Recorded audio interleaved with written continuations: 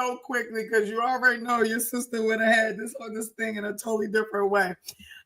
So we'll keep things really nice and clear. So I am live, and my name is Dee Williams, and today we are talking to and with staffingpreneurs. We are in my Run It class today, and I'm excited because today I wanted to talk about how I build my staffing empire today with AI in 2025, right? When I built my first staffing agency. So first of all, let's just go back a little bit to the very beginning. When I first started in staffing, honestly, I was such a rookie. I had no commitment to staffing. I just needed a job. And so I was given a white pages and a yellow pages, and I was told the white pages was to find people and the yellow pages were to find companies, and I should start at letter A. And I looked at my boss like she was crazy. Like, what are you talking about? She's like, yeah, we get resumes in the mail, and I haven't bought a fax machine yet, so we get them in the mail. But this is how we find candidates, and this is how we find clients. So I learned pre-Google, very manually, like how to recruit. And by the time I attempted to open my first staffing agency, it was definitely a lot more intense than what it would be today if I was to start a staffing business. I feel like today starting a staffing business is way easier and better than what it was back in the day. And not just because of AI, because AI can speed things up, but because it's just more opportunity, more resources. You have access to more people a lot faster than back in the day, right? And there are also more revenue streams because you have more people. That allows you the opportunity to create more revenue streams, which is something that I feel like back in the day you were really kind of stuck, because this industry has always been very structured and set in stone. A lot of new people didn't come into the industry up until the last 10, 15 years. And so everything just moved a certain way. It was already kind of like closed in industry.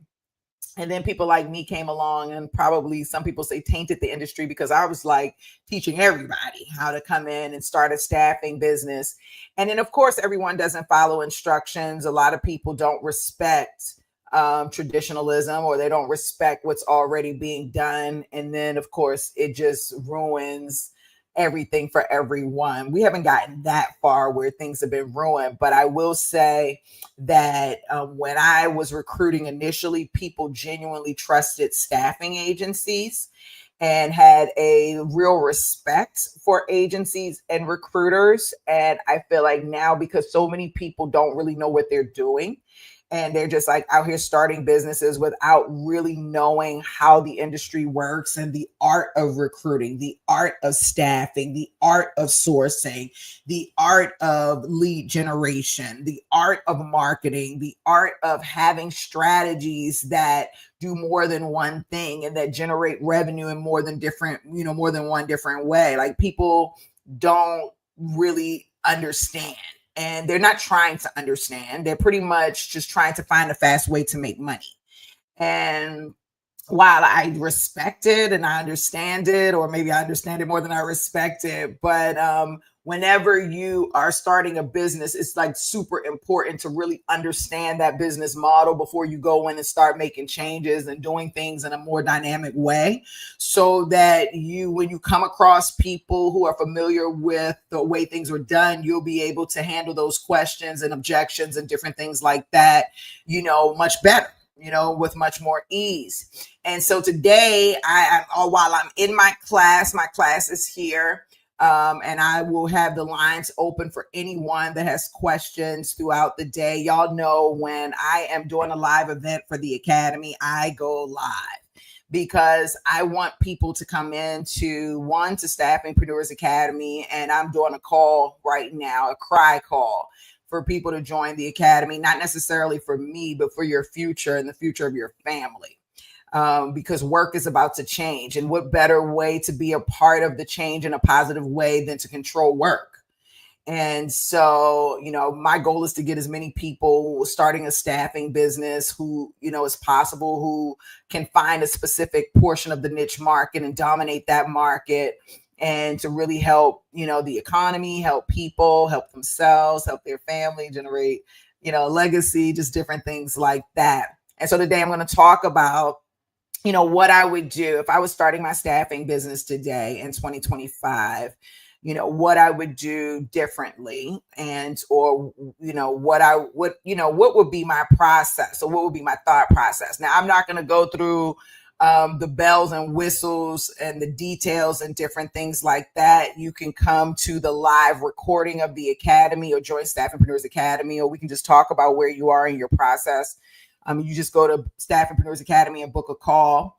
But I am going to go through like how I think. And what I mean by how I think is that I have a very unique mind. This is the mind that people pay me for. And I have a very unique process in the way I process information and create. I mean, that's it. I actually gave it a name, and I'm working on this name. I don't know if I should say it out loud, because it's actually like a real name, a real process to it. But I have a name for it, and I have a framework to teach people how to do it from their end. On my end, my name is my name. We'll talk about that later, because I'm going to do a whole training on that. But the way that my brain works,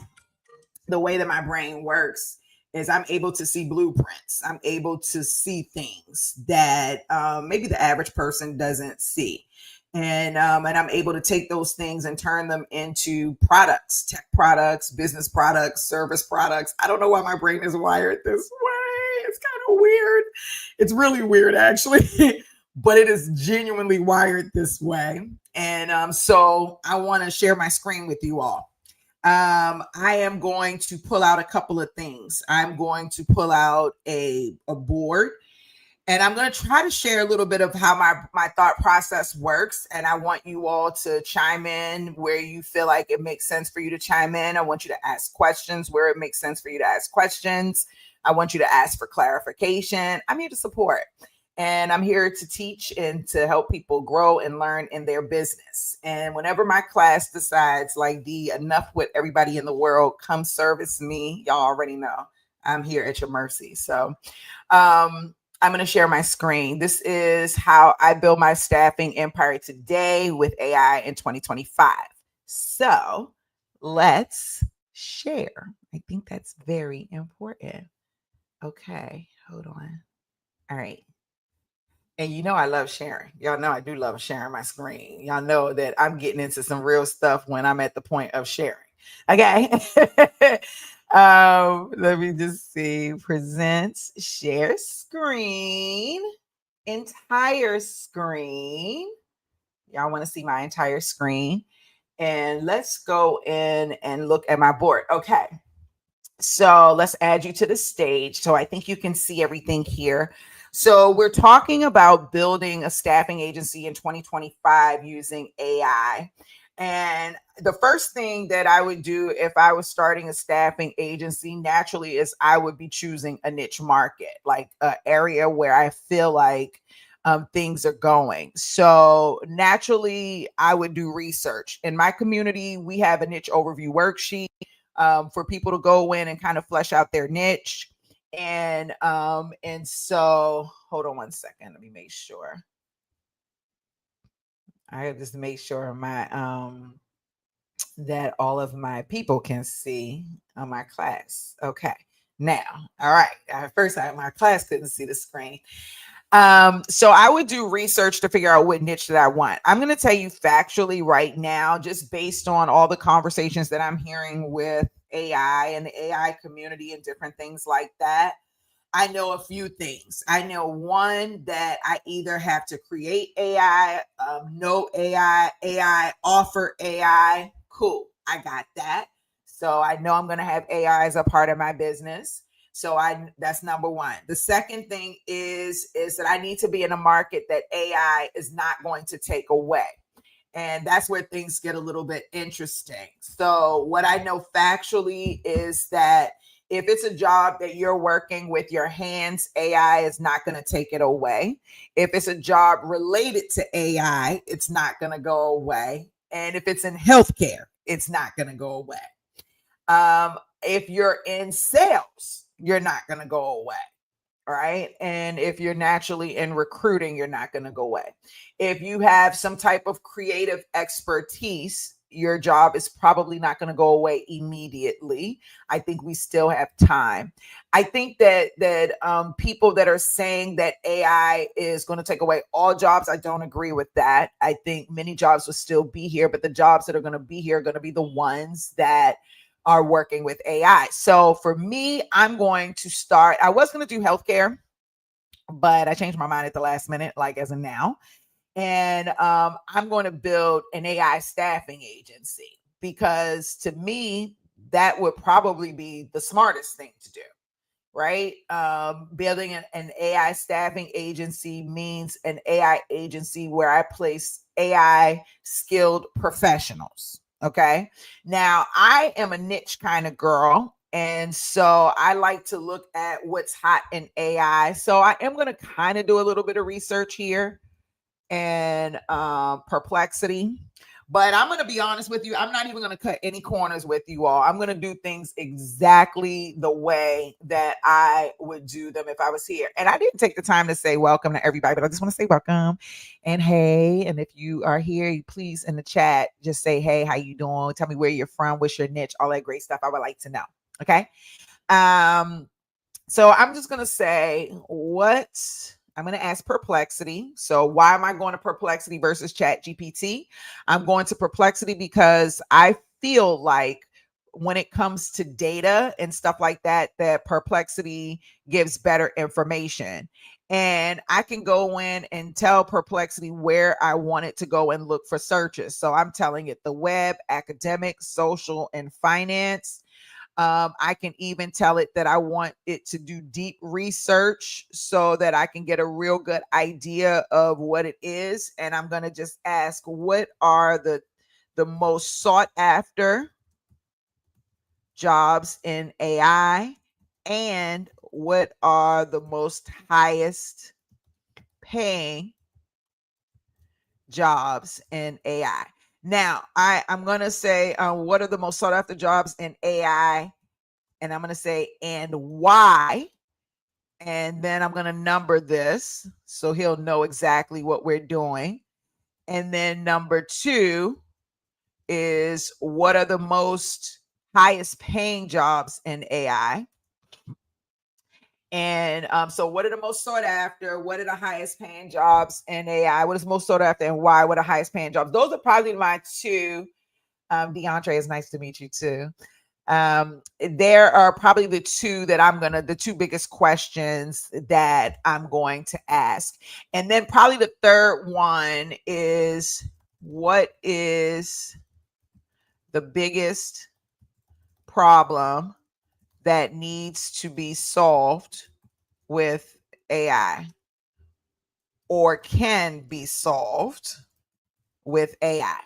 Okay, so again, I'm going in. Hey, honey, Fraser. I know Shannon. That's my girl. I'm really getting into kind of the biggest things and why, right? So number 1, what are the most sought after jobs in AI and why? What are the most highest paying jobs in AI? And what is the biggest problem that needs to be solved with AI or can be solved with AI? I'm going to copy that. I'm going to do the search because I love y'all. I'm actually going to add it in the comments section in the event that you want to play with me in a different type of way, meaning you want to follow along and do your own thing, you can.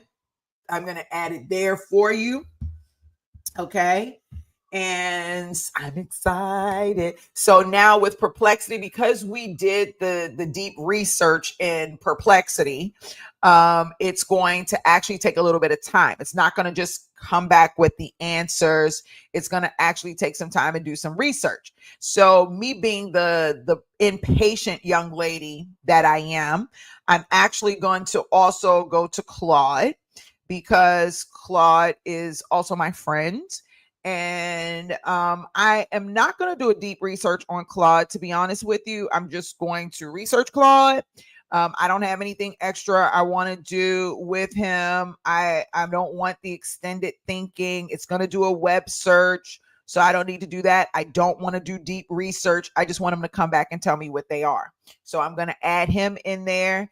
And then we will also look at our old buddy Chat. Okay. So he's the one that I trust the least in this scenario. I'm just going to be 100% honest with you. I trust Chat with a lot of things first, but with data like this, Chat's probably my last. However, let's see what he comes back. Perplexity is the one that I trust the most. So it checked 108 sources. So we'll start with the feedback from Perplexity, and you all can definitely let me know where you're from and who you are in the chat. I would love to support you throughout this journey. And for my class, you can feel free to ask any questions or comment along the way. So Perplexity says the AI career landscape and global changes, a comprehensive analysis, the most sought after AI jobs and why. The market has experienced unprecedented growth as organizations recognize the transformative potential of artificial intelligence across industries. Based on current market analysis, several key roles have emerged as the most sought after positions in the AI sector. So machine learning engineer. So that's the first job. It says that the machine learning engineer stands out as the most sought after AI role with a composite demand of 72 and offering an average annual salary of 161,800.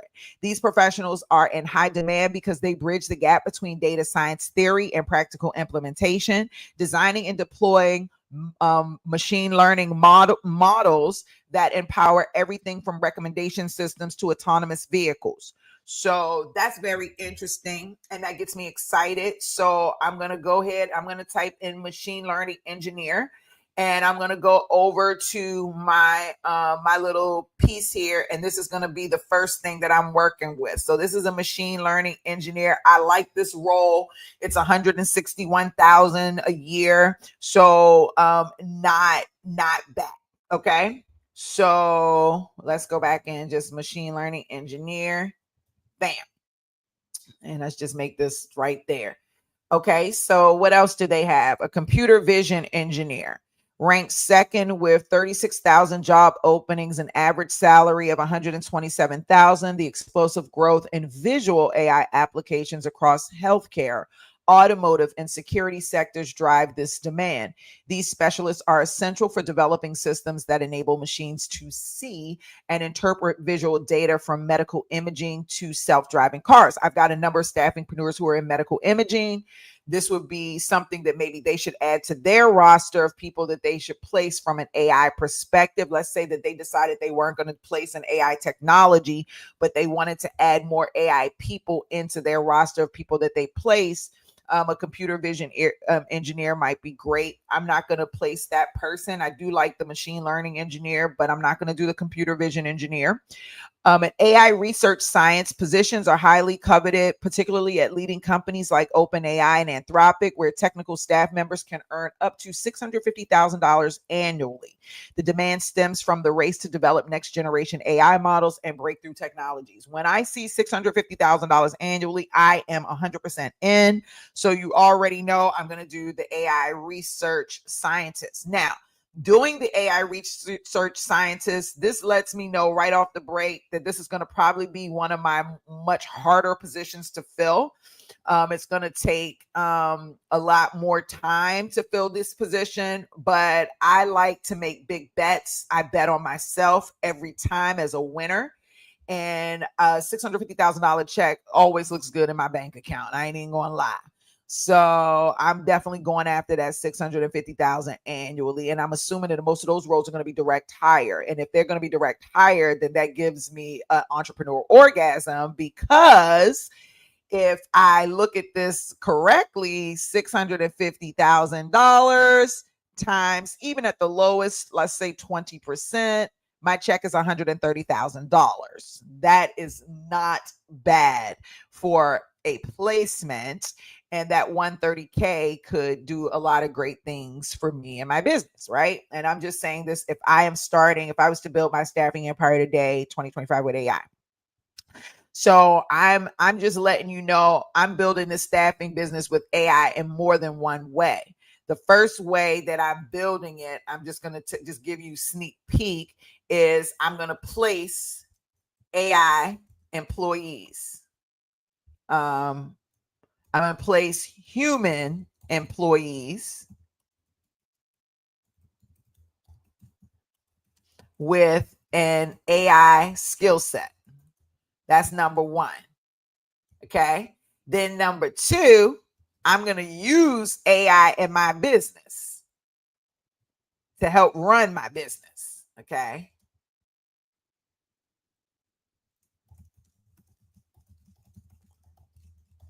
Okay. And then the third way I'm going to do this is I am going, so these people actually fall up under number one, because these are people that I'm placing. Number two, I'm going to use AI to help run my business. And then number three, I'm going to place AI employees, meaning an AI workforce, some type of AI technology.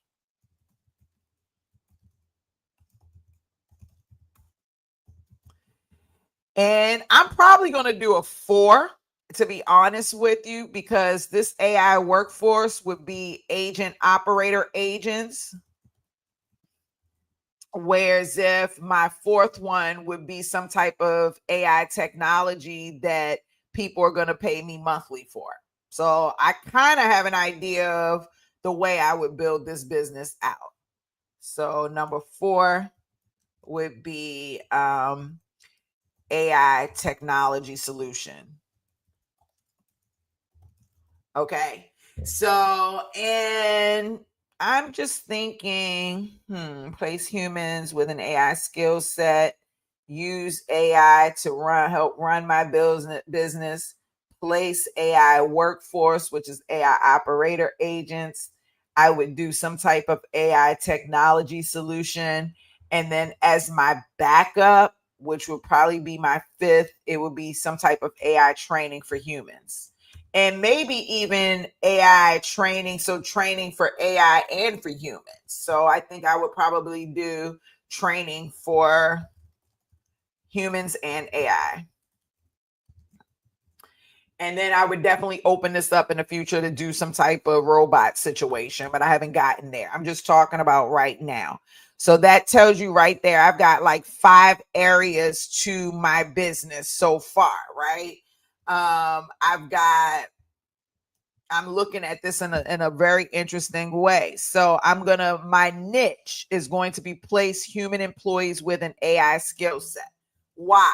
Because I feel like that's not going to go anywhere, right? Until AI becomes smarter than us and they start developing their own thing. We're always going to need people who are going to manage AI. And so, what better skill set to have? Now, again, anything in healthcare, I think would be great. I also feel like anything in sales would be great because, they're going to need people to sell the AI to other companies who are going to be the provider, who are going to use AI.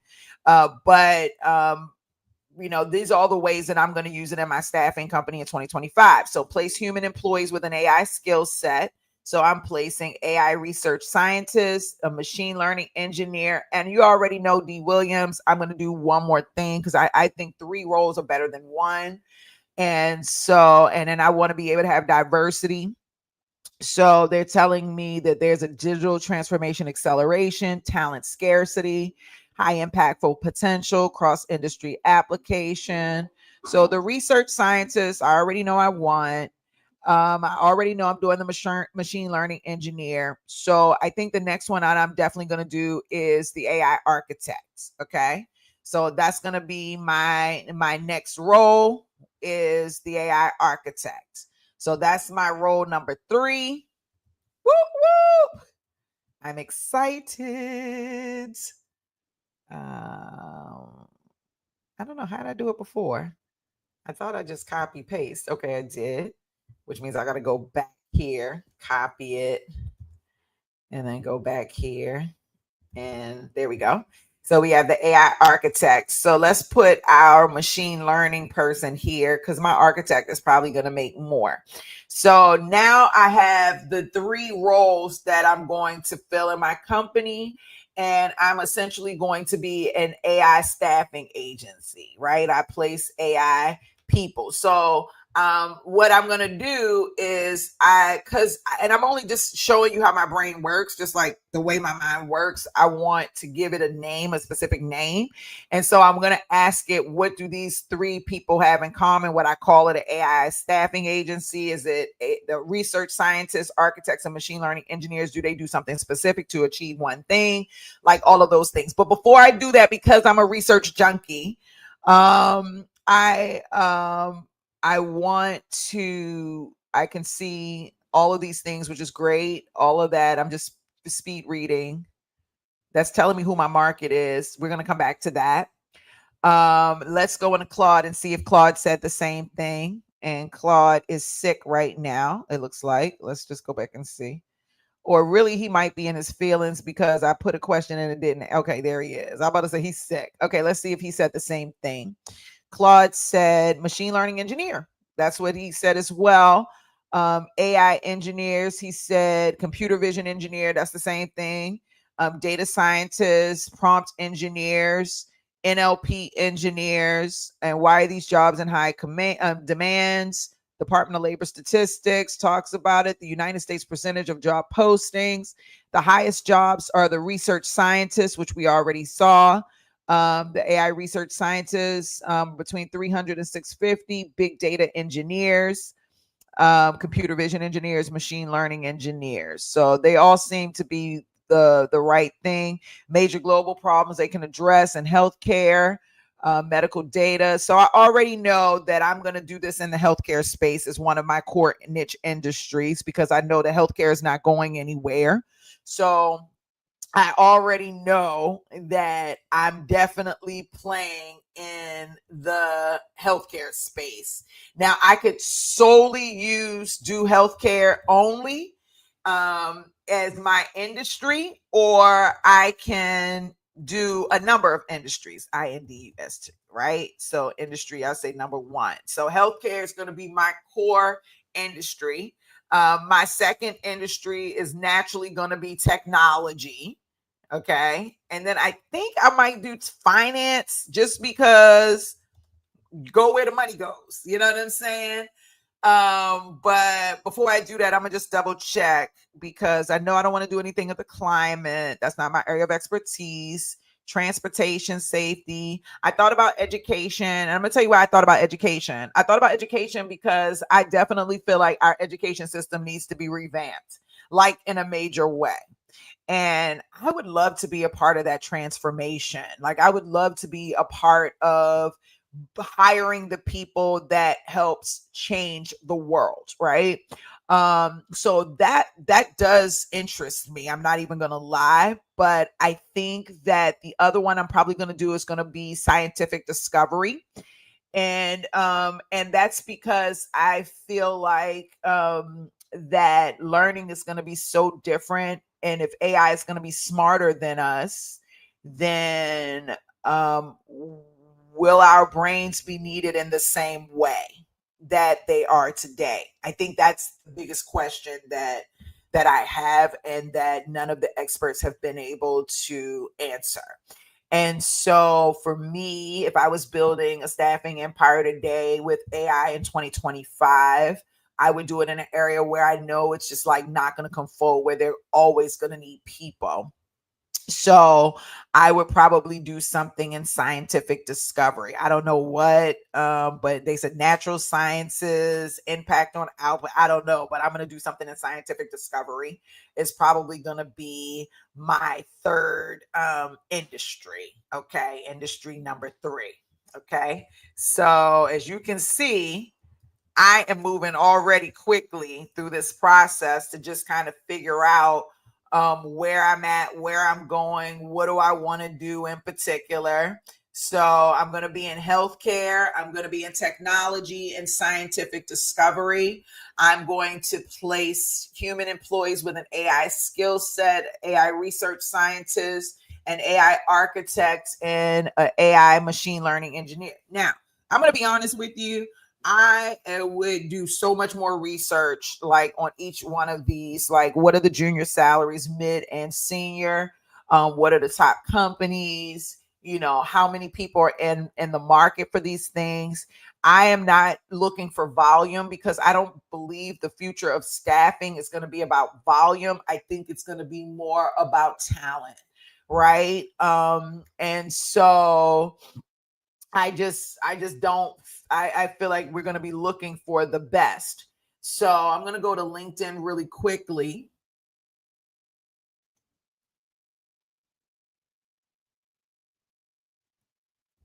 Go, Larry. Congratulations. Larry used to work for our company. He got into mortgage. And I love him so much. He's a great guy. Okay. So AI research scientist.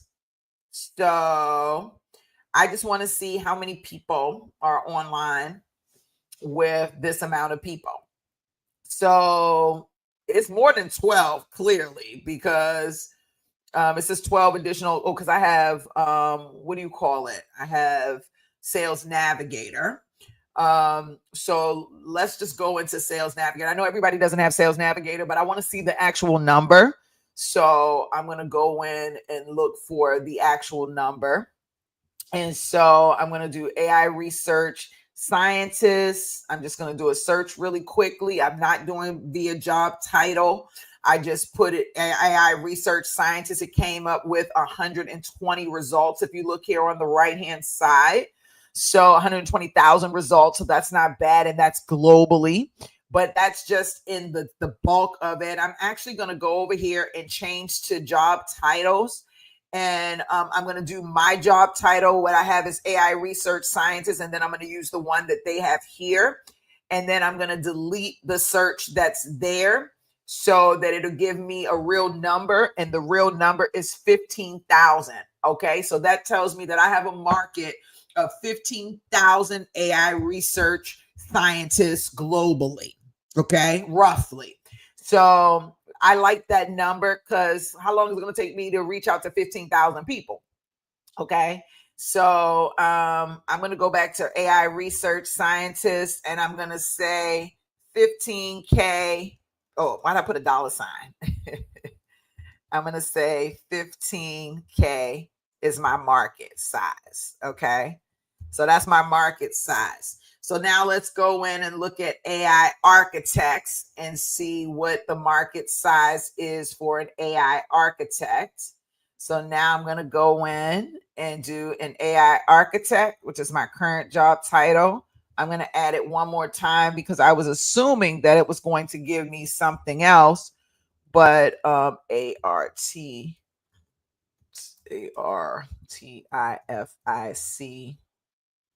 IAL. Did I spell it right? Artificial INTELLIGENCE. And then it should be ARCHI. So they don't have it spelled out. TECT. So I'm going to do it both ways because some people spell their title fully out. Some people only spell it with AI. So that gave me 13,000 results. So 13,000 results is actually not bad at all. Okay, whoever gave me that heart, thank you so much. If you're watching this, please love this video, like this video, like my channel, subscribe to my channel because I'm always doing some really cool things on this channel when it comes to technology, business, and all that great stuff. And I appreciate you in advance. Thank you. And then the last one that we have on the list is the machine learning engineer. I think we're going to have the more of them because the salary is a lot lower. And so let's go in and add the title here. So this is machine learning engineer. If I do it again, it's senior machine learning engineer.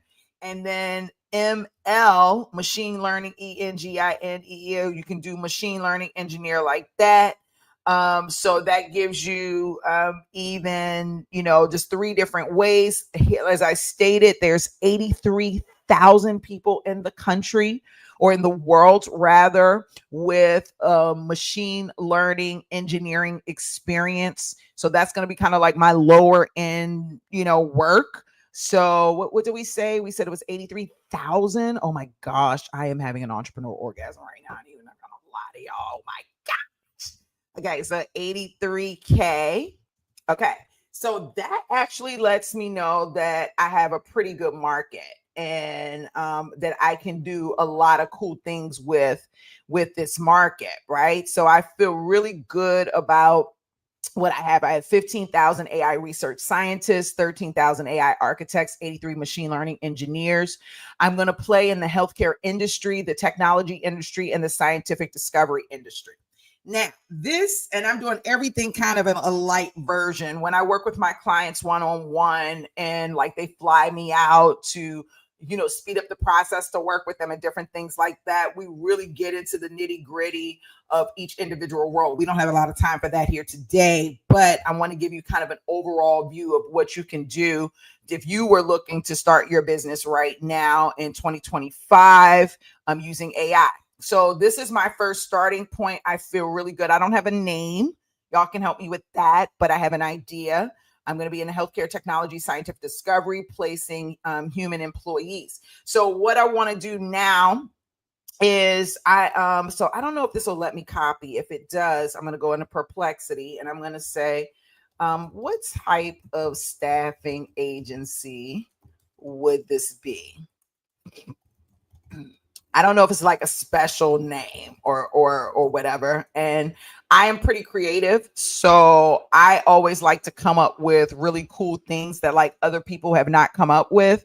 I like to be the starting point of things, and then allow people to take my original idea and expand it. That is the ego in me. You can judge me all you want, but that's who I am. And so if they don't have a name for it, I'm probably going to come up with a really cool name, just because I'm D. Williams and I think we deserve that. But if they tell me it's just like an AI technology company, I might just stick with that because it just makes a lot more sense. But I don't even know if this is the question I really want to ask. I think it's my starting point question, but it may be something a little bit different, but I'll know when he gives it back to me. So he's saying it's an AI talent staffing agency, and then it's vertical technology staffing, AI machine learning, strategic approach and experience and growth to witness and clear to the business model structure, agency, and hybrid staffing. And no, I don't need you to tell me that. You don't get to tell me all of those things. Okay, so but what I do want to know is what do these three have in common? But what do these three roles have in common? Why would a company need to hire all three of these roles? So what do these three roles have in common? Why would a company want to hire all three of these people? What is happening in a company that would make them want to hire these three people?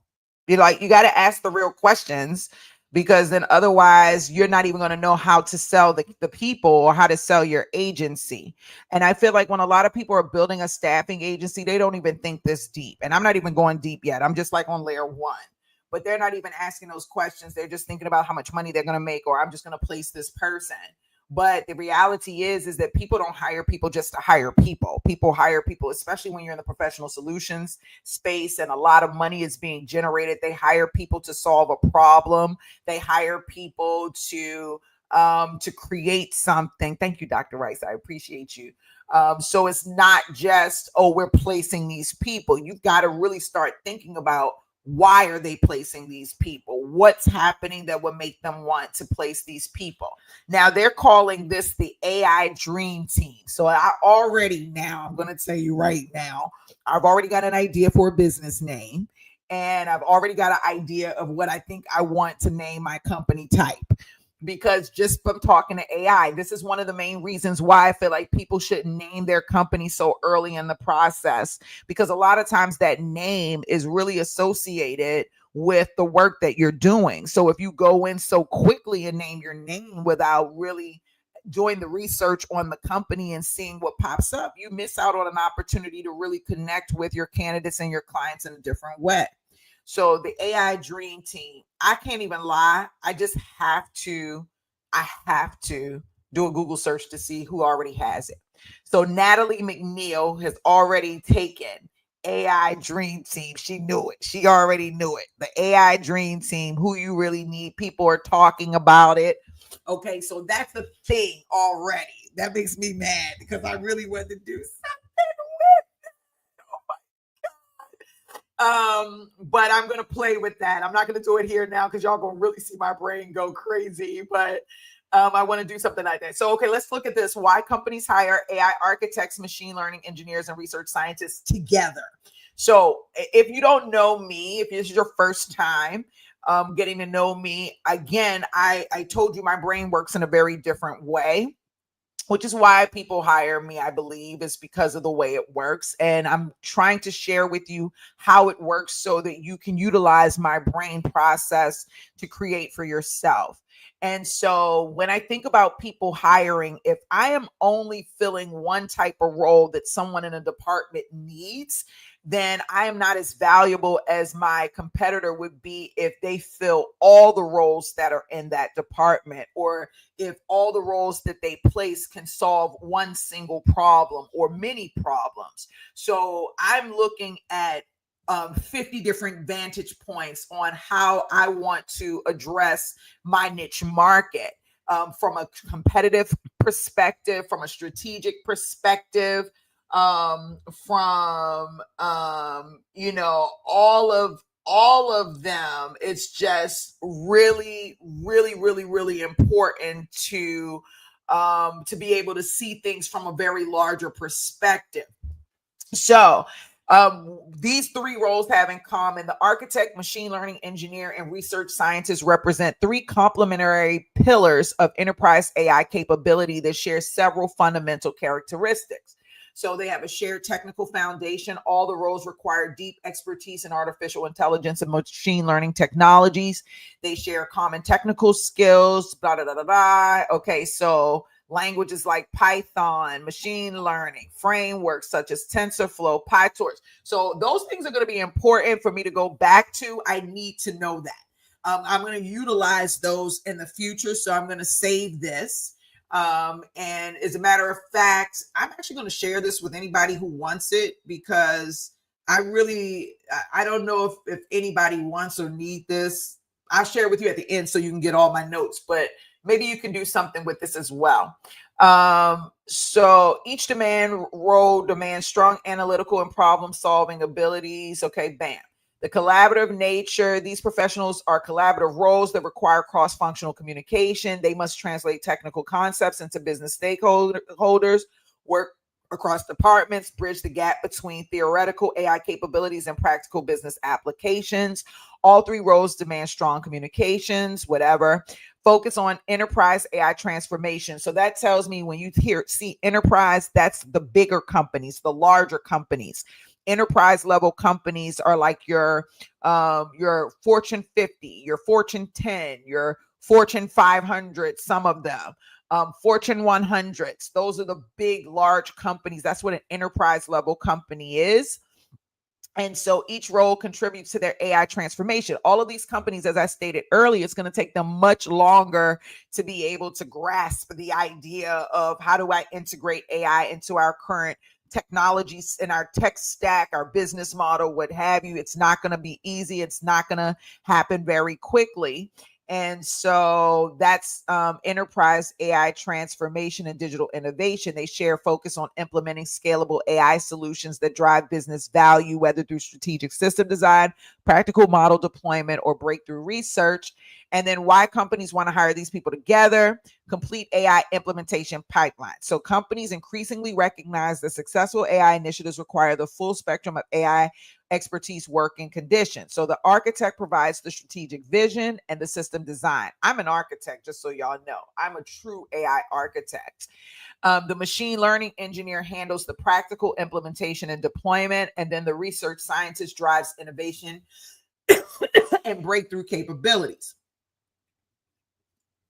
This combination enables organizations to verticalize up the stack and down the stack simultaneously. They can build sophisticated applications on top of solid infrastructure while also controlling and customizing the foundational elements of their AI systems. So when I read this, the first thing that popped in my mind is, oh, so I can reach out to companies that already have AI initiatives that are happening, but it looks like I can also reach out to companies. Oh, wow, thank you. I can also reach out to companies who may not necessarily have an AI initiative scheduled or thought of, but that may want them. Now, why do I say that? I say that because when I did research, okay, and I found out that there are a lot of enterprise level companies or companies that are building AI technology internally in their company in addition to or as an addition to what they have. So some companies are still buying software outside of their tech stack, but some companies are allowing their teams to develop um, proprietary software within their organization, right? So enterprise custom soft AI software development. So I spelled that wrong, I know. So they have and I'm going to just say platforms. So they actually have platforms that you can go in and build enterprise level applications. And so these are people like you and I. So I just want to make this very clear.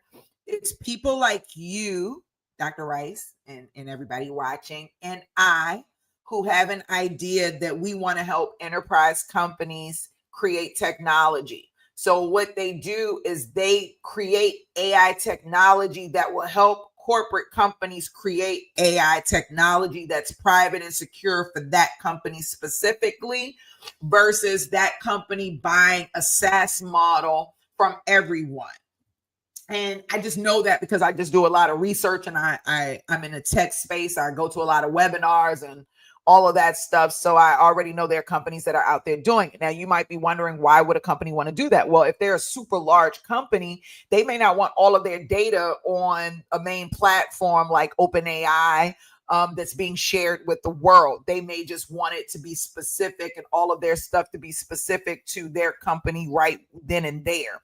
And if that's the case, then if you go in and you try to sell a product that's a SaaS product, they're going to say no, but they may say yes to building their own product. And if they are building their own product, then they would definitely need what would they need? A research scientist, an architect, and or a machine learning engineer.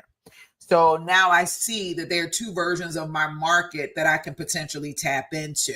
Companies that already know what they want and that are willing to, and that are using technology or building technology around AI, whether that be for the public or whether that be internally for their company alone. So that's given me some idea of how I'm going to work this company, which I love. And let's see what else they say.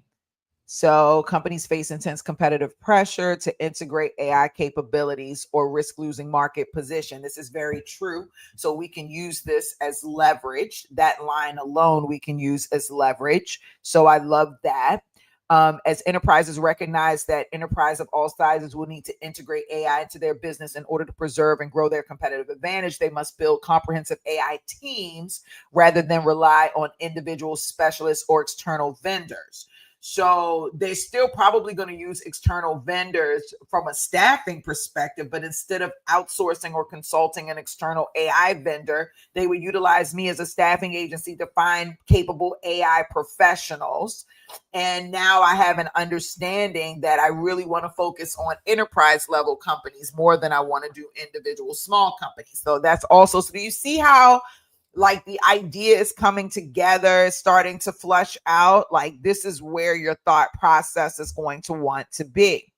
So they say complex AI implementation requirements. They involve multiple technical and organizational challenges that require specialized expertise working together. There is an AI Strom framework that identifies several critical areas that must be addressed simultaneously. And I believe those three roles fall into play with that. And then you also have data-driven decision making, regulatory and ethical compliance, building internal AI capabilities versus outsourcing, which is what I was talking about earlier. So I feel like this is a good market. I feel like I've got a great story that I can present for the people that we have. I would definitely do more research and lay things out very specifically, but in light of this training, that just gives you an idea of how my brain works and the things that I would do. So now I know my industry. I know I feel very confident about my niche. I have a nice niche market. I have nice salaries. I'm going to start to figure out what my services are probably next. Okay. So I know I'm going to use AI to help run my business. So I will probably list some tools that I'm going to use to have AI help run my business. But I'm also going to place AI workforce operator agents. So I would probably do a little bit of research to see what type of operator agents that I can create that can support an AI research scientist, an AI architect, and an AI machine learning engineer, so that I can go in and actually figure out what type of operator agents that I need to provide. Now, when I say operator agents, I'm talking about the AI workforce, because you can have a technology, or you can have an agent, or you can have a human being or robot, right? So I copied this, and I'm going to go back to Perplexity, and I'm going to say what kind of so let me just go back because I lost my train of thought. I started thinking about 6 different things. So I'm going to use this for my humans. Now I know what I was saying. What type of workforce operator? So what kind of AI workforce operator agents can I create to support? And then it's actually going to be to support the following 3 roles, right? To support these roles, support the following roles. Okay. And when I say agents, operator agents, I mean like Chat GPT operator, or in automation, or something like that. Just so it can have context of what I'm speaking about. You may not know what I'm talking about, but I'm just telling you this is all the things that we want to get into. So now I want to see, because in my mind, I'm thinking if they don't want to hire a human, then how can I get them to hire an AI workforce person? And so now I'm going to see what I can create or what I can offer in the form of that, because I already know what type of humans I want to offer. Now I got to figure out what type of AI employees I want to offer. So AI operator agents to support the AI architect, machine learning engineer, and AI research roles. To support high value roles like these, you can create a modular AI workforce of operator agents, autonomous or semi-autonomous software agents that execute, orchestrate, and accelerate routine and complex workflows. These agents can be built using frameworks like ChatGPT operator, so they give me all of these things, custom orchestrators, and are designed to augment, automate, and streamline the work of your human AI experts. So AI operator agents for the AI architects. So AI architects design the overall AI systems, data pipelines, and integration strategies. Operator agents can build blueprint generator agent integration. So now I see the 3 agents that I want to create. So they're telling me what agents to create. So even if I don't know how to create the agents, I at least know what agents need to be created. And if I need to outsource it to somebody to create the agents for me, I can. But, at least I know what AI employees that I want to add. So they giving me agent operator workforce. So for the AI architect, the people that the agents that I would want to hire is a blueprint generator, integration orchestrator, and a compliance agent. So I'm going to go back here, and that was for my AI architect, but I'm just going to put this over here. So I'm going to add that. And what I probably should have did was for the AI architect. Oh, where'd she go, D? I'll put that there. Okay, so for the AI architect, these are the agents that we are going to the AI workforce. I'm giving y'all the good shit today. I ain't even gonna lie. Okay. Ain't getting fired up about it. Okay. The second one for the machine learning engineer, these would be the 3 types of agents that I would need to build. Come on, baby. Come on. Come on. You're gonna make me go, you're gonna do me like that. So let's just go ahead and get this thing out the way. So let's go back in and let's go do the machine learning. And let's go in and machine learning engineer. And then you have your data pipeline agent, your experimentation agent, the deployment and monitoring agent, and incident response agent. And then for the AI research scientist, you have your literature review agent. So they're basically telling me what positions that that I need to fill for as AI workforce employees. Okay. And this is just one example. I have 1,000 different ways that I do this actually, but I just want to show y'all kind of the easiest way to go about it. I was honest. I said that I would show you exactly how I would build my staffing empire today in 2025. You know, this is how I would do it. So, and this is how I'm helping my clients do it as well. Y'all are just getting the short version of it. So now I have my agents, the AI architect, AI workforce would be a blueprint generator, an integration orchestrator, and a compliance agent. The machine learning engineer AI workforce, and then the research scientist AI workforce. Now, if I was smart, now y'all gonna really see the D. Williams brain working here. I don't know if I should share this all or whatever, but if I was smart, then I know I have these agents. I would offer these agents in 2 ways. I would offer them as individual operator agents, and then I would take every last one of these and create a technology solution that basically does all of these things in one. Why? Because if they don't want my human, they're going to want my agents. If they don't want my agent operator agents, they're going to want the technology that does it. Either way, I'm going to generate revenue from this. They're not going to turn me away because I have exactly what they need. I have the human that can do the job. I have the human that can manage the AI that can do the job. I have the AI that can do the job. And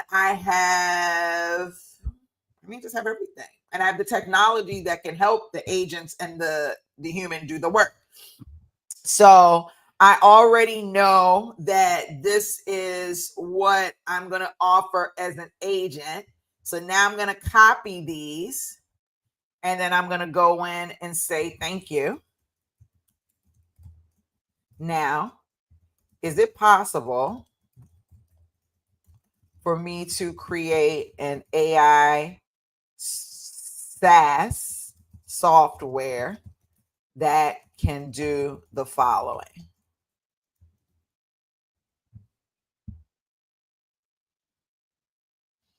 I'm rubbing my toes right now to see what it says. Why does AI get me excited and it scares the hell out of me at the same time? Like literally, it's like literally it gets me excited, and then I'm scared at the same time. So I don't even know how to feel. It's like love. Okay, so they said it's absolutely possible to create a SaaS platform that delivers the described AI workforce of operator agents for research scientists, machine learning engineers, and AI architects. In fact, several companies are already developing similar multi-agent SaaS solutions and platforms, validating both the technical feasibility and market demand for this model. So that's actually awesome. That lets me know that some people have already created, and now I'm walking into a market of competitors, but they've already established the idea, which means that I can make the idea better, right? And I can see what they've done that works, that what doesn't work, and I can take their idea and just remix it and make it 10 times better. So I absolutely love that. So modular AI workforce SaaS, they're leveraging cloud native multi-tenant architectures. For any of my staffingpreneurs that are taking our AI tech class, you already know what a multi-tenant architecture is. You already know what it means to deliver modular. You already know what role-based assistance means, all of that stuff. So you should be well aware of the conversation that's happening here. These platforms use large language models, retrieval, augmentation, generation, and process orchestration to power agents that handle literature review, experimentation, collaboration, publication, data pipelines, deployment, monitoring, compliance, and more. So they have Site AI, Resolute AI. They offer AI SaaS platforms with generative AI assistance for literature review. So let's just go in and take a look, because we would be crazy not to. So let's go in and see what they look like and what they got going on, since they've given us 2 examples. So these examples here, y'all, okay? So AI for research, supercharge your research with AI. So I just want to see the pricing. $12 a month, $144 billed annually. If you're a single person, if you're a business, it's customized, which means it's 10 times more expensive because they're not even telling you how much it costs. So let's go over here. I'm looking at pricing again because I'm always looking. It's very expensive because they're not even telling you the price. They're telling you request a quote. Enterprise level companies, because I see 3M, I see Canon. These are all very big companies. Airbus, so they're Johnson & Johnson, so they're charging probably a massive penny for this. So we're not going into revenue, but just think about what that revenue looks like. So here you have the agents, and there you have the technology solution. Does this tech solution have a name? Not the name of the companies, but the name of the concept. And I'm not sure if he's going to understand my thought process, but like, is this SaaS platform? I'm just going to do a SaaS platform. That's totally fine. But am I going to do a little bit more? I don't know. Like, I don't know if they have their own name, if there's a name of the way this system works. I just want to be nosy and find out, so that when I'm talking to other companies, I can refer to it by the name that it truly is, versus me and then just saying, but we've named it this. Okay, so listen, so then this gives me opportunity. There's not yet a universally recognized single name for the specific concept of a SaaS platform that delivers modular AI operator agents as workforce for AI roles such as the research scientist, machine learning. However, several related terms and concepts are widely used in the industry. So this also now tells me that I have an opportunity to create an industry standard that everyone will use. So I haven't done that yet, but I love that.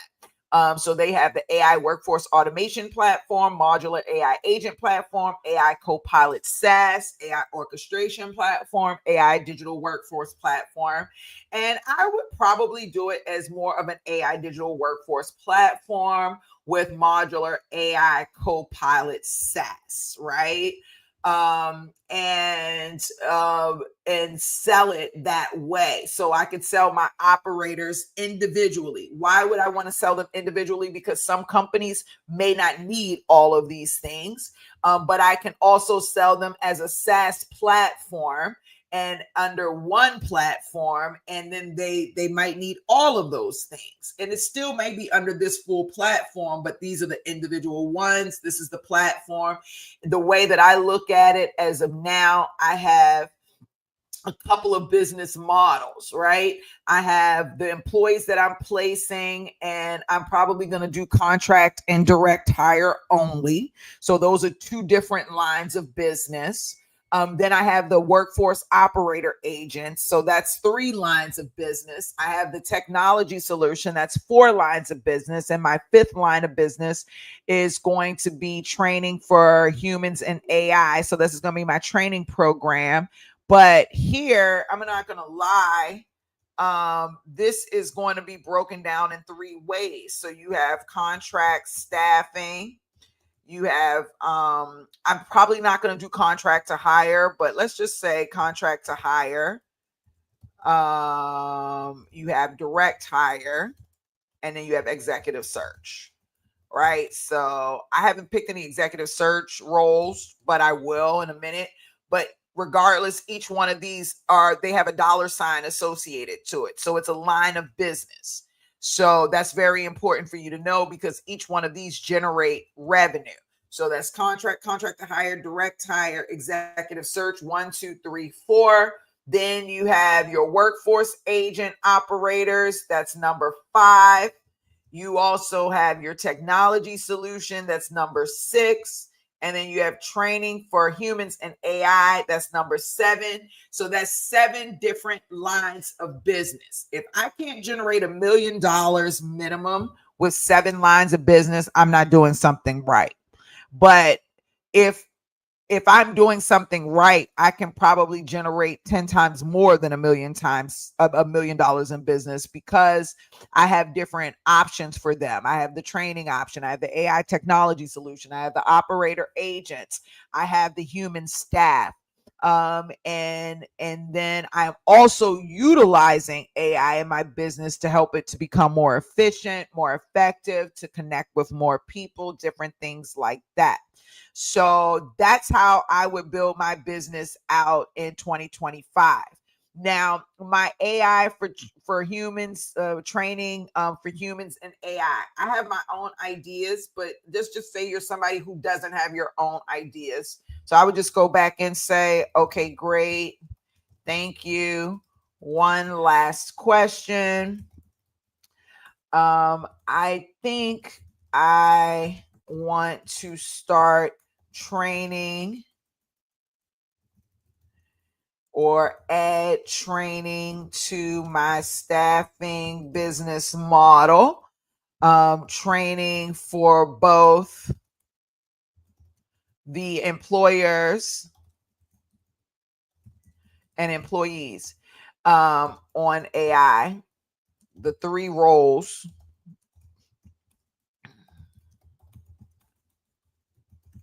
that we're looking to fill.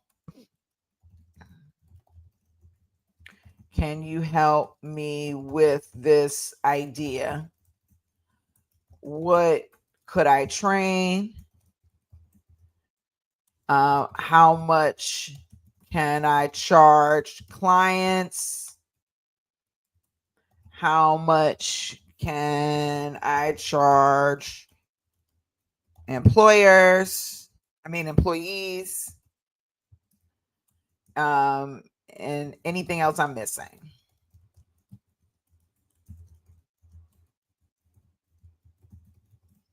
Okay, so I'm just asking it because I want to know what my training department is now going to look like. And so once I have all of that set up, then what I'm going to do, and I just really went through this with my client, is create a financial goal, and then give each of my lines of business a financial goal to reach throughout the course of the year, so that I can start to create strategies around how to implement each of the goals in each department. So that's going to be very important that we do. One thing, though, I want to go back and talk about a little bit is training. Now, I was just on the line with a customer one-on-one, and they were talking about they were building a training program and they wanted to offer the training program for free. I do not have a problem with you offering a training program for free.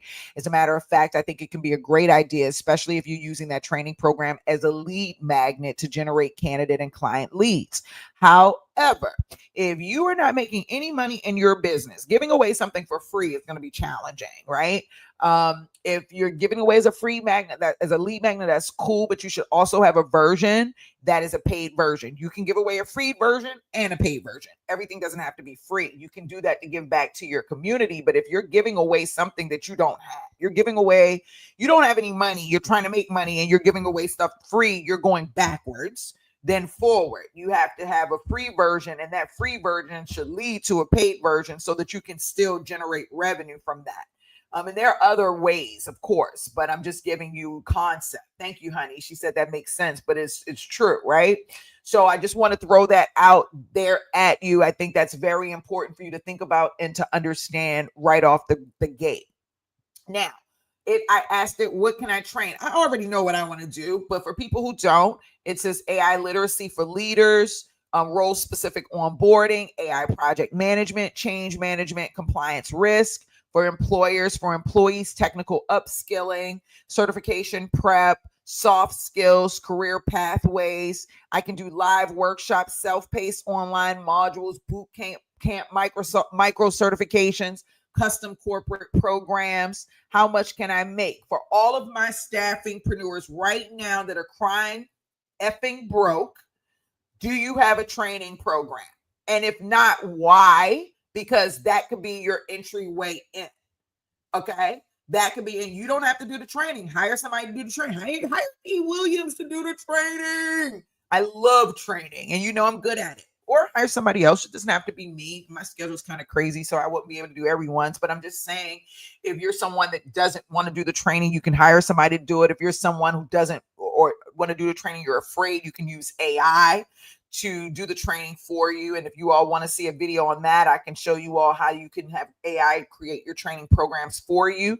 But you need some type of training program, and you can go and sell this into organizations, have them pay you $2,000 to $5,000 to keep your doors open, or to lay some funds in your account and to build that relationship while you're growing your business.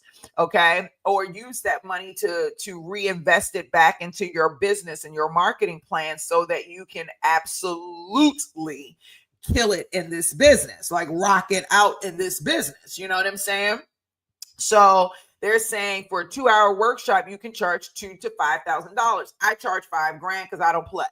Okay, my time is valuable. My hourly rate is $400 an hour. You're gonna have me for 2 hours or 4 hours. It's gonna take 2 hours for me to present, 4 hours for me to create. $5,000 probably ain't even enough. Be honest with you. Okay, if you're doing full day sessions, 5 to 10K. A full day with me is 10K. Okay, multi-week boot camps, $15,000 to $50,000. I don't do $50,000 boot camps, but I do work with people for $15,000 to $50,000. And typically $20,000 and above, I'm flying out to a person and giving them their own personal boot camp. And so I do that. But you can do a multi-week boot camp, rent out a space, and then have people sign up for that. And employers will definitely pay for their employees to reskill and to do that. And people will pay to reskill to do that. There are also platforms or programs out there where you can offer a loan, kind of where people can get a loan to pay for the mini multi-week boot camp. So there are a lot of different things you can do to get people to come in and to pay for those things. And then you can also create custom programs. And depending on how you want this program to be designed, you might have to hire someone to help you build this program out. But what you do if you are someone who doesn't have a lot of cash, instead of you hiring them up front and paying them up front, you tell them, I'll give you a percentage of everything that's generated. And you work that out with them. And that way they are committed to the training, and they're part of the team, and it's something that they want to do. And then you can also offer an ongoing training retainer as well for your clients.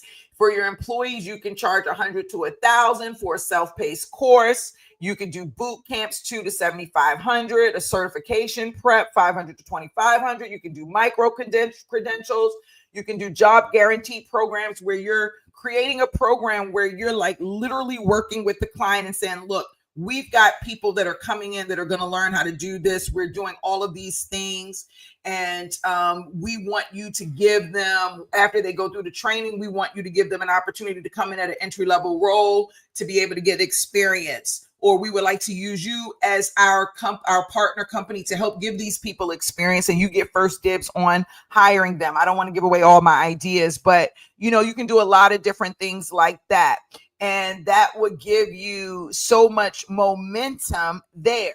So I just want to show you, because a lot of people are like, oh, training D, but there's so much money to be made just by adding training on to your program. You should not be denying training at all. That's one of the reasons why I spent so much time investing in building reskillify.com, so that I could provide training for people and help other people provide training for people. I have a new platform, Meet Minds, where we're doing that. But needless to say, you need to be training people. So I'm just going to do the little short version here, and just for my piece here, and I'm going to let it look the way it's going to look. Okay, great. It'll look like this.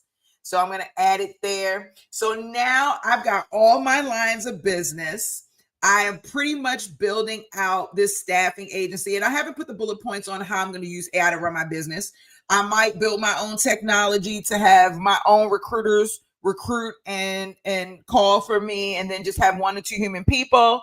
I might use it for marketing. I might use it for whatever. I can't really fill this part out yet because I haven't written out my strategies, and I haven't built those strategies out. And I don't think I'm going to do the full strategies for this class because I've pretty much given away a lot. But I want to tell you that if you are somebody who's thinking about starting a staffing agency today, this is the direction you want to go in. You want to place human employees with a skill set. Then you want to go in and you want to place AI employees that support that skill set. And then you want to create some type of AI technology solution that supports that skill set.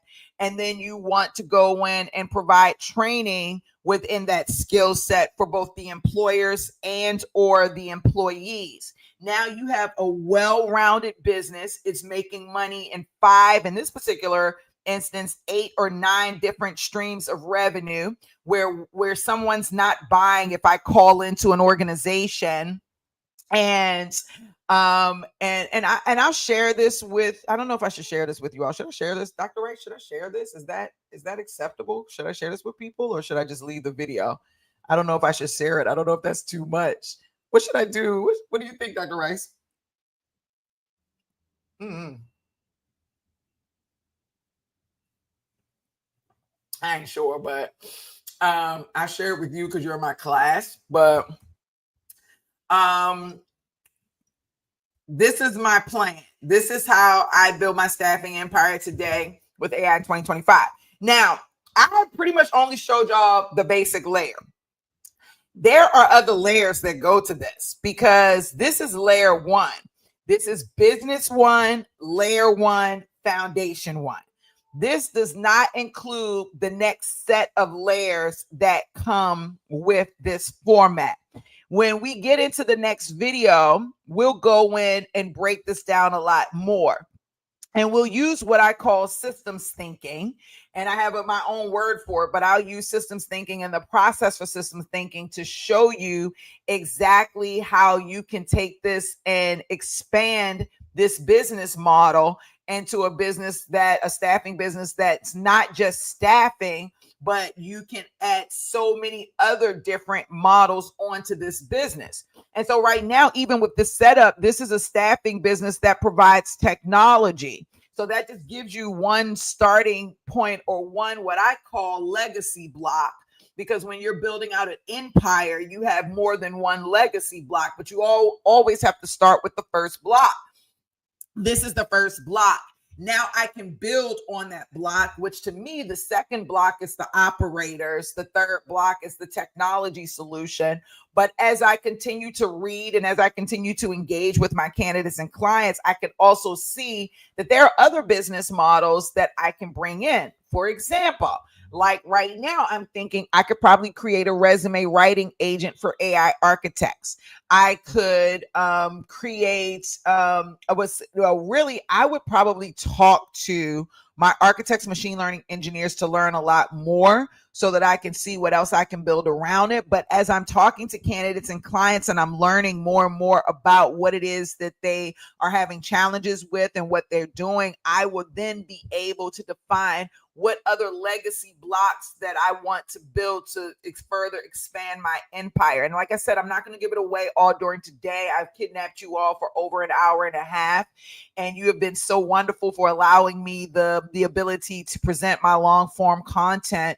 But I do want to leave the windows open to explain to you all, to show you all what systems design thinking looks like, why it's the number one skill set that everyone must have in order to survive in the world of AI. And I'm going to show you exactly how to do it. And I gave you all a very short, brief learning lesson today. This is your first tutorial, but in my next couple of lives, you're going to see me really dive into what it is, how to utilize it, and how to utilize it in the D. Williams brain way, right? Because you can pay me for my brain, or I can show you how to use my brain appropriately.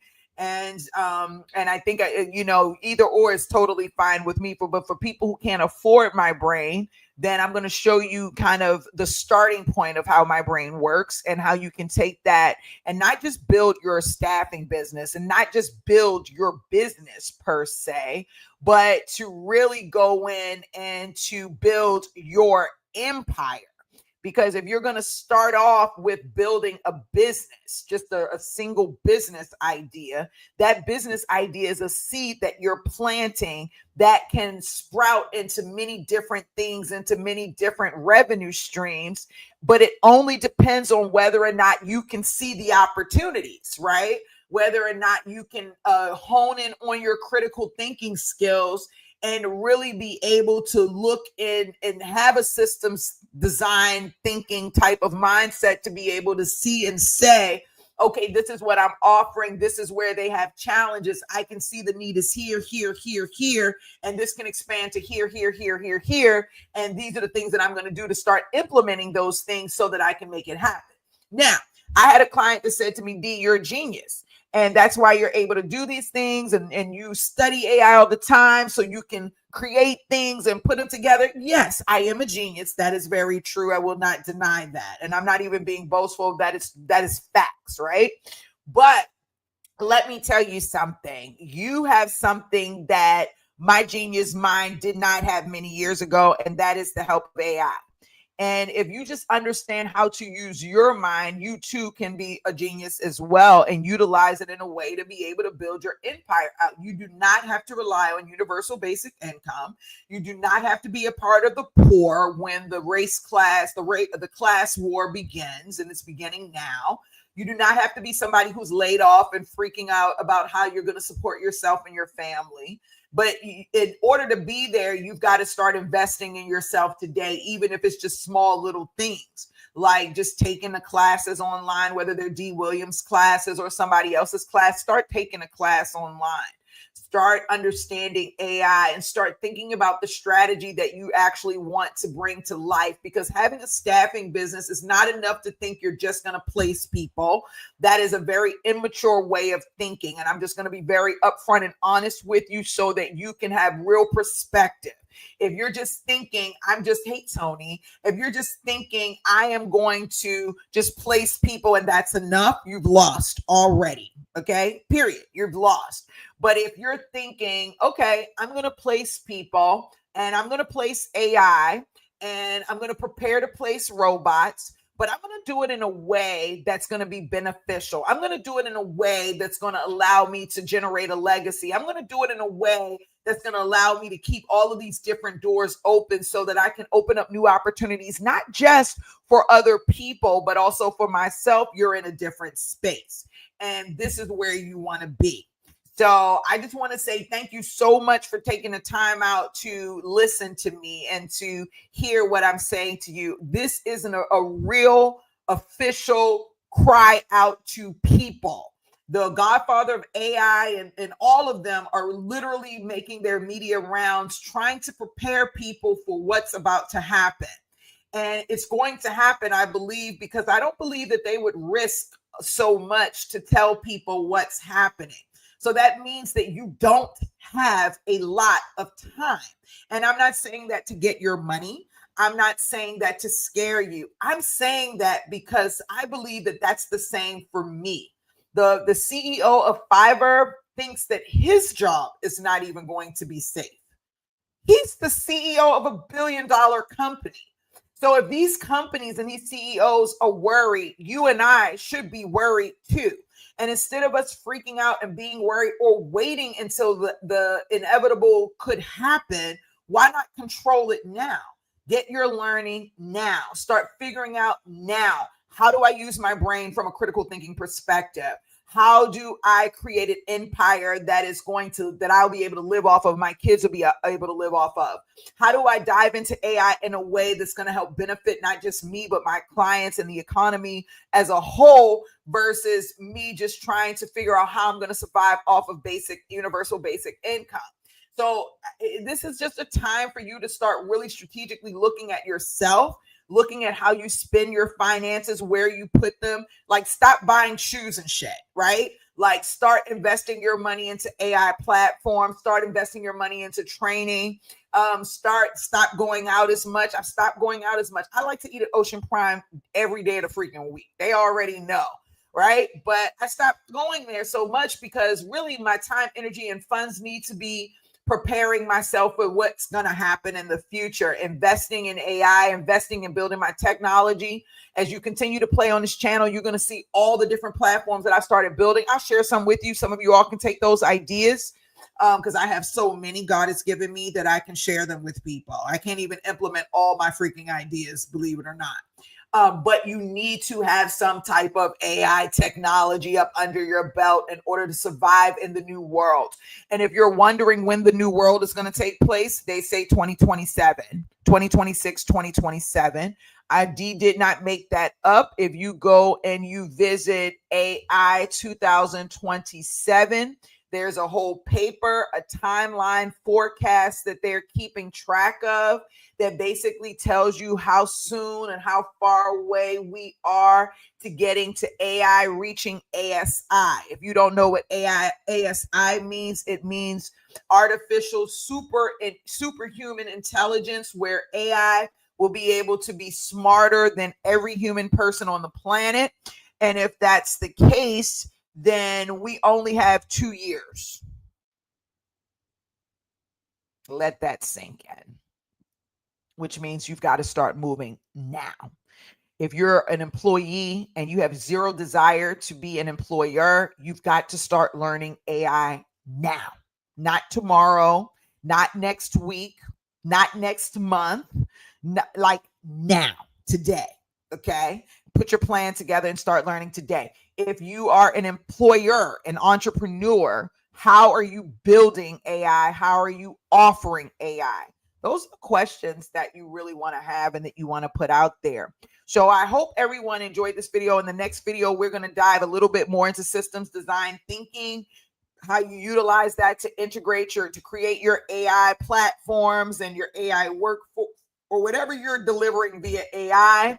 We're going to dive into that in more detail. If you can do me a favor, please come to my YouTube channel. We're working on 20,000 subscribers. We're at 19,743. So we're trying to get 20,000. Please go to my YouTube channel and subscribe to my channel and like this video naturally, and share this video with someone that you think may find this to be valuable. If you felt like the information I shared today was valuable, wherever platform you're on, please like or love this video. It will help with the algorithms, and then more people will be able to see, and I'll be able to help and support more people. I would really appreciate that. Lastly, I have created a playlist on my YouTube channel called Systems Design Thinking. I definitely want you to check out the playlist. There's only one video there. This video will be added. We have a couple of other videos that are coming out this week that will be added to the playlist. It's a 6-part series that I'm doing this week. I really want everyone's critical thinking skills to expand, so that'll be there as well. If you are starting a staffing business, we are re-recording the academy with AI and robots in mind. Please go to staffingpreneursacademy.com, schedule an appointment, talk to me, let me help you. Or just go to the academy, go to the shop, join one of the coaching programs there, or join the live recording that's happening here in a couple of weeks so that you can get the knowledge that you need to be able to do some amazing things. I hope that each and every one of you all are having are fired up about all the things that are going on. Now, this is not my Unleash Your Ideas live session, but because I've been producing my avatar's music, and if y'all don't know, that's one more thing. Hold on for 1 second. Let me get into this really quickly. I gotta share my screen one more time because I want to share this with you. If you have not gone to my YouTube channel, gotta go there, okay? Because I have been creating AI music. And first of all, if you all don't know, I've been producing music since 2018. Most of the music you hear on my channel behind all the words are music that Dee has produced and written. However, I have a publishing company that produces music and books, and I have an avatar. So I write all my lyrics, and most of the music I either create the original beat or all the music to it. And then I use AI to help me expand my project. So if you haven't been there, everybody's heard the theme song for Unleash Your Ideas, the unlocked version. You can listen to it on all streaming platforms. I think my mom purchased my music 30 times just to support me. So if you want to go to iTunes and buy any of the tracks, you can. So we do have both Unleash Your Ideas, the theme song, and the locked in version. But I'm telling y'all gotta catch the song Catching Feelings. It's an R&B feel. It's pretty dope. Kindly Redirect is for women who are single and men are approaching you and they're not approaching you with their mind right, their business right, their stuff right. You want to listen to Kindly Redirect and then send them that song. I have outplayed it on Spotify, which is my station. My mom has outplayed it on iTunes, which is hers. Step with Intention is very similar to Kindly Redirect. So if you're coming and you step into me, you got to step with goals, purpose, and different things like that. So if you go to my YouTube channel and you hit music videos, we have music videos coming out over the next couple of weeks, but you can go to releases, check out the music. You will get addicted. It will be on replay forever. We have a couple of more releases coming out. The actual album for Catching Feelings is called Love Ritual. And we also have the Staffingpreneurs Academy album that's coming out that is specifically for objections and rebuttals when you're doing your sales call. I'm thinking about doing one for recruiting and sourcing as well. So we have a lot of cool music coming out, and you'll see on this channel, I will be showing people how to create their own production company. So for you, one of the things you might want to do as a part of your training, or what you might want to offer for your candidates or your clients, or maybe you just want to add new things to your business model. When we talk about systems design and growing your empire, a way you can grow your empire is through books. So I know I said I was hanging up, but I can't help but to help you. So like, let's say, for example, you're building lead magnets for free. You're giving them away for free. Well, that's cool. And I want you to continue to do that. But you can also create a publishing company, and then you can also publish those lead magnets as books, and you can sell them as books and get clients that way who are willing to pay for your knowledge, as well as giving away for free. And now you have a publishing company. And then when you meet candidates, I'm going too far. Y'all don't let me go too far. I'm telling you. I can't help it. But when you're meeting candidates and they're amazing candidates, you can talk to them about publishing their work and running it through your company for that, whether that be through the books, bookworks, or music works. So you're going to see on this channel, we're going to talk a lot about publishing, because if you're publishing training, that training can be published through your company. That is an additional revenue stream. That is you adding on to the already established empire that you are creating. Hello. Is anybody hear what I'm saying today? Maybe I'm too fired up. Maybe this is just me. Maybe I see things differently. But this is definitely an opportunity for you to grow your business even further. So definitely, when you get a chance, do me a favor, go in, check out the releases on YouTube. Kindly Redirect is definitely my favorite. Step with Intention, Catching Feelings, all of these are my favorite. They're my music, but I listen to them every day, and I would encourage you to listen to them as well. And we're going to close out just by listening to the locked in version of Unleash Your Ideas. Like this channel, like this video, subscribe to my channel. And I'll see y'all in my next live. I love y'all. Bye. This is your moment. This is your life. 'Cause empires rise where ideas ignite. This is your moment. This is your life.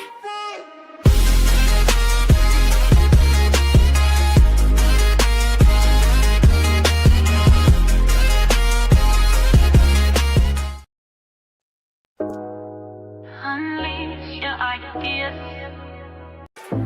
Unleash your ideas, no time to wait. Build your dream, don't let it escape. From the vision to the code, from the thought to the sale, you've got the fire. Now set your trail, 'cause empires rise